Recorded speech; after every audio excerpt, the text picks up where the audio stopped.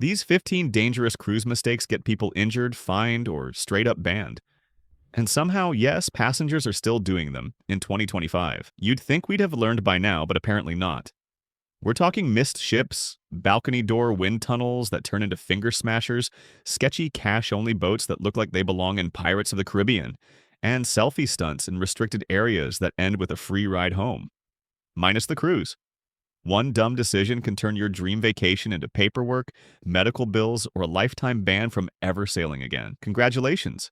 You're a legend for all the wrong reasons. So here's the deal. I'm cutting the fluff. You'll see exactly what people do wrong, why it's dumb, and the easy fix so you don't become the next cruise ship meme. If you're new to cruising, this will save your trip. If you've cruised before, you'll probably laugh and say, "Yep, I've seen that guy." And trust me, you'll want to stick around for number 15. Because nothing screams vacation disaster like ignoring the ship's doctor until you're being airlifted off with a bill that could buy you a small house. Ready to cruise smarter, safer, and with way less embarrassment? Let's dive into mistake number 1. Number 1. Arriving on embarkation day. This is one of the biggest mistakes new cruisers make, and I've watched it ruin entire vacations before they even start. People look at the schedule and think, the ship sails at 4 p.m., my flight lands at 11 a.m. That's plenty of time. But here's the reality. Flights get delayed, weather cancels connections, and luggage doesn't always arrive when you do. And unlike hotels, cruise ships do not wait. If you're not checked in and on board by the cutoff, the ship leaves. End of story. I've seen couples run into the terminal, out of breath, thinking they'll talk their way on, only to see their ship slowly drifting out of port without them. Their dream trip started with a scramble to book a last-minute flight to the first port, plus nights in a hotel, and a bill that wiped out their vacation budget before they even stepped on deck. The safe move? Always arrive the day before your cruise, book a hotel close to the port, enjoy a relaxed dinner, and wake up stress-free knowing you've got time on your side. Spending $100 for a hotel room is nothing compared to losing 2 days of your cruise and shelling out hundreds, or even thousands, just to catch up. Number 2. Putting essentials in checked luggage. This mistake catches so many first-time cruisers. When you hand your big suitcase to the porter at the terminal, you won't see it again until later that evening. Sometimes it shows up around 5 p.m. Other times it doesn't get delivered until 8 or even 9. In the meantime, you're stuck with whatever you kept on you when you walked on board. And for a lot of people, that's nothing. I've seen passengers standing at guest services frustrated because their medications were packed away. Or worse, panicking because they put their travel documents in the checked bag and couldn't get through security. Others just end up missing out on the fun. Everyone else is in swimsuits at the pool with a cocktail in hand, while they're wandering the ship in jeans, waiting hours for their bags to arrive. The smart move is simple. Always pack a small carry-on or backpack with the essentials you'll need for the first day. That means your passport and boarding documents, any medications, electronics and chargers, a swimsuit and a light change of clothes, plus any valuables you don't want out of sight. That way, you're covered for whatever happens. And while everyone else is standing around board, you can be the one already floating in the pool, drink in hand, without a care in the world. Number 3. Slipping into restricted areas for a better photo. It happens more than you'd think. Passengers see a crew-only sign or a roped-off section and think, it's just for a second, I'll get a cool picture. But those areas aren't closed for decoration.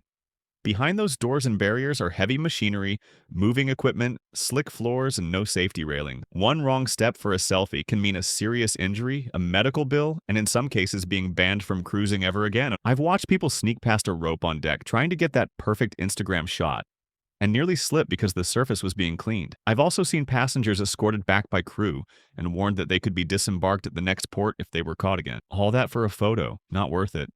There are so many safe, beautiful places to get great pictures. The bow during sail away, the top deck at sunset, or even the quieter parts of the promenade. Stick to passenger areas and you'll get photos that look amazing without risking your safety, your wallet, or your entire vacation. Number 4. Ignoring beach flags and swimming at unguarded beaches in port. Nothing screams bad idea quite like ignoring a giant red flag that literally says don't swim. Yet somehow people still do it. They see the waves crashing, lifeguards nowhere in sight, and think, hey, I'm on vacation, I'll be fine. Spoiler, you won't. Rip currents don't care how strong a swimmer you are, and cocktails don't exactly improve your backstroke. Every year, tourists end up in the news because they jumped into waters they had no business being in. The cruise ship doesn't wait. The ocean doesn't wait. And trust me, a rip current can humble you faster than a bad karaoke night. If there's no lifeguard or the flag is red, that's not an invitation to show off. It's a warning that the locals know something you don't. Here's the smart move. Find a safe, flagged beach or just stick to the ship's pool, where the worst danger is bumping into the human margarita who overdid the drink package. Your vacation should be about relaxing, not starring in your own tourist gone wrong headline. Number 5. Drinking tap water or ice in some ports. This one gets people all the time. They get off the ship, wander into a cute little bar or hotel, and think, well, if the locals drink the water, it must be fine. Spoiler, your stomach is not a local. What seems like a refreshing glass of tap water or a cocktail with free ice often turns into a 48-hour bathroom marathon you didn't sign up for. And nothing says dream vacation like missing formal night because you're lying on the cabin floor bargaining with the universe. Here's the thing. The ship's water is filtered and perfectly safe. The port's water, not always. Even brushing your teeth at a hotel sink or munching on a salad washed in local water can ruin you. I've seen passengers spend hundreds at the medical center just for IV fluids because they couldn't stay hydrated. And you know what's more expensive than bottled water? Shipboard medical care. The smart move is boring but effective. Stick to sealed bottled water in port.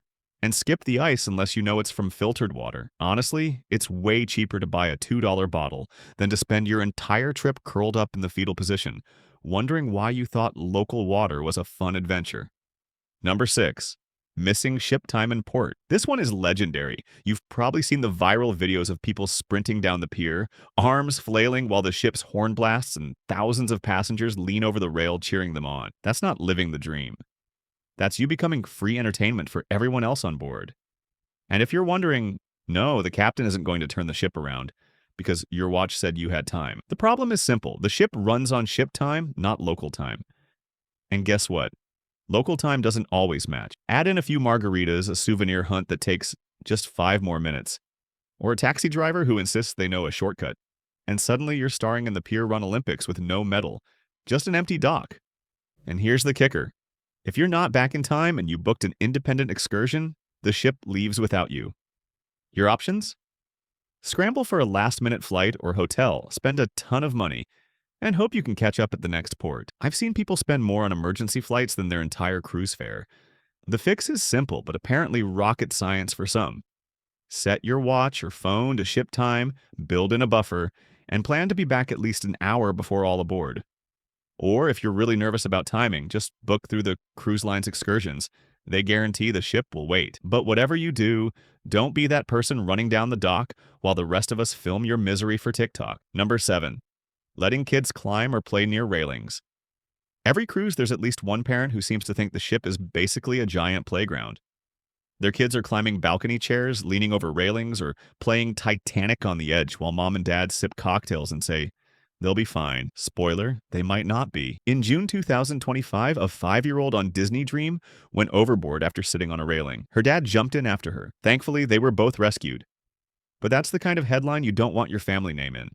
And yet, people still let their kids treat balcony furniture like jungle gyms. Look, railings are there to stop accidents, not to be sat on like a carnival ride. All it takes is one slip, one wave, or one gust of wind, and your vacation turns into an emergency response drill. The ship has kids clubs, pools, arcades, ice cream machines, and about 1,000 other safe ways to burn energy. Railings should not be on that list, so please set rules for your kids before you even board. No climbing chairs, no leaning over rails, no "look how brave I am" dares. You can relax knowing they're safe, and you won't end up on the evening news as that family. Trust me, nobody wants to be a cautionary tale. Number 8. Creating the balcony wind tunnel. This one looks funny until someone ends up with a broken finger. Here's how it happens. You open your balcony door, then someone else opens the cabin door at the same time. Suddenly, whoosh, you've created a mini hurricane inside your room. Papers fly, hats disappear, and the door slams hard enough to scare the life out of you. If your hand is in the way, congratulations. You now get to explain to the ship's doctor how you lost a fight with physics. Cruise lines have warned about this for years, but people don't listen. I've seen doors slam so violently they crack the frame.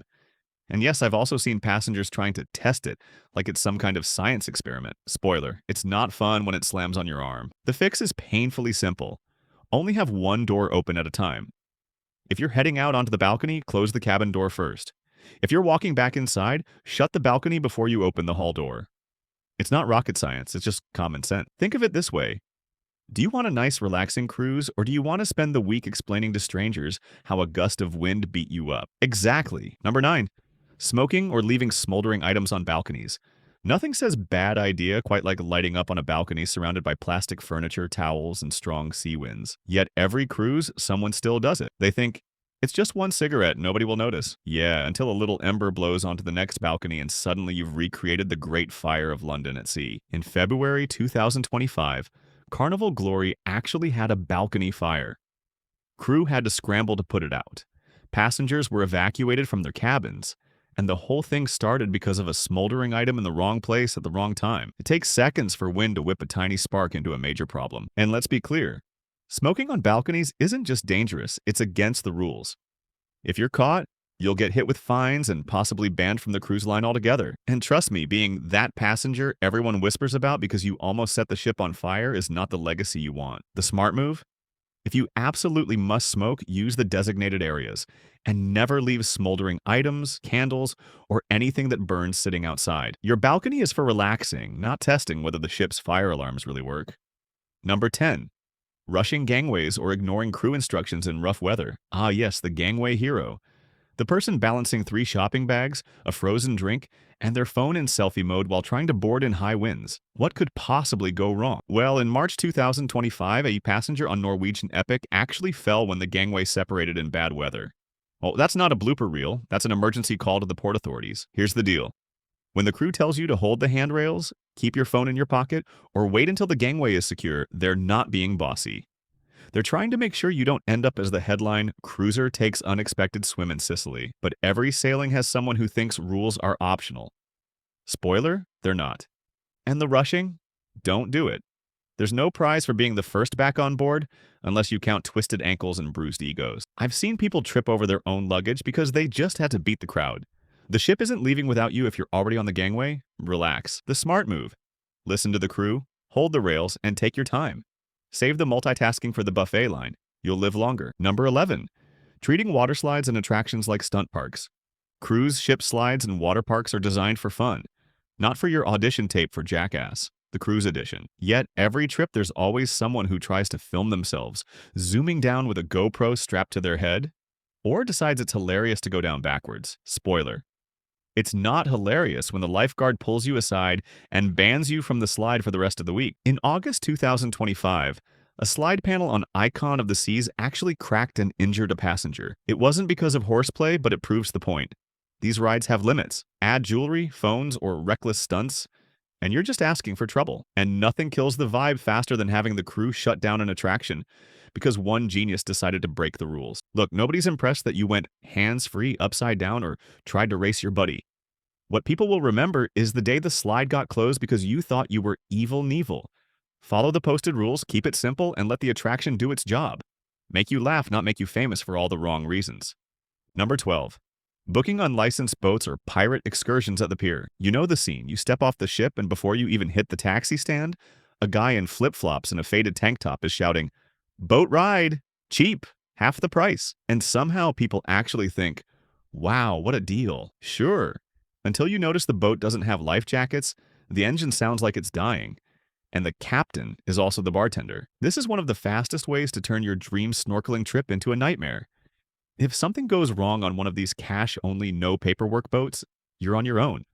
No insurance, no accountability, and good luck getting back to the ship on time if Captain Bargain decides he runs on island time. I've seen horror stories, boats stranded, tourists missing all aboard, and people spending the night in a port hotel because their cheap little deal left them high and dry. Suddenly, that half-price tour just cost more than booking the safe one in the first place. The fix? Stick with operators that are licensed, reviewed, and reputable.